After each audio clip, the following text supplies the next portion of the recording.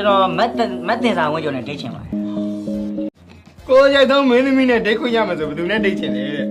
မြန်မာလားနိုင်ငံ ။ကြာပါပြီဖြစ်။ မြန်မာ ဒါ မြန်မာပေါ့ဒါကျွန်တော်ဘယ်လိုဒိတ်ချင်လဲဆိုတော့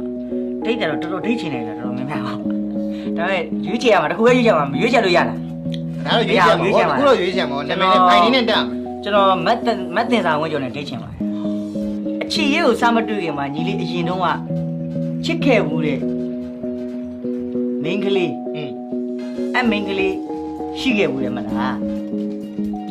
ဘယ်လိုပြော မုံမရှိခဲ့ဘူးတဲ့မိန်းကလေးမှလည်း तू ကအပြင်းလို့မဟုတ်တို့လူပညာအတိုင်းဝိုင်းရပဲမိန်းကလေးဖြစ်နေရမယ်အဲ့ဒါဘာလို့လဲ နေရာတည်းတည်တဲ့ကိစ္စတွေဖြစ်ကုန်ပြီကွာ အားဒီပါဦးဒါရတော့တို့ဘာဖြစ်လို့ဒါတို့ပြီးသေးဘူးဒီကောင်မရဲ့လား โอเคအဲ့ပြောပြပါ ပြောပြနော် ဒါကျွန်တော်ငယ်ရပါတော့ဒါရှူတင်ရောက် ခရနေတယ်အဲ့မှာ အရင်စခံရတာပေါ့နော်အရင်နောက်ခံရတာပေါ့မိုင်းညွန့်မှာ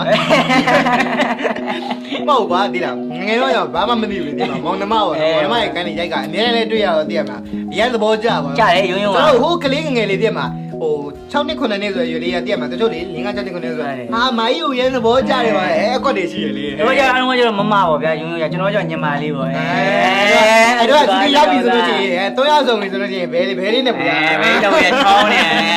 ရုံဟုတ်လား ဒါလည်းအခုတော့လို့စိတ်တွေမရှိတော့ ပါ ပါ ဘူး ဘူး ဒါကျွန်တော်တို့ဒါပေးတဲ့ချူပြောသေးခြင်းနဲ့ကန်တာလေးနဲ့ကျွန်တော်တို့ဆက်လိုက်တာပါအမှန်တိုင်းဆိုတော့ကျွန်တော်တို့ကဒါတယောက်နဲ့တယောက်ဖောက်လို့ကျွန်တော်လည်းပြန်ပြီးဖောက်ရတာပါနော်ဒီကအနှောက်လေးကျွန်တော်အဲ့လိုပြန်နှောက်အောင်မှကြက်အောင်ကျင်းတတ်တာဒါဖို့ပါနော်ဒီနေရာတွေပဲဟိုကျန်တဲ့ကာယကရှင်တွေကိုပြောမဆိုမှရှိနေကျွန်တော်တို့ကတောင်းပန်ပါတယ်နော်ကျွန်တော်ဒါအပြောသဘောနဲ့လင်းဆောင်လိုက်တာပါနော်အဲ့ကဟုတ်ကဲ့ပါ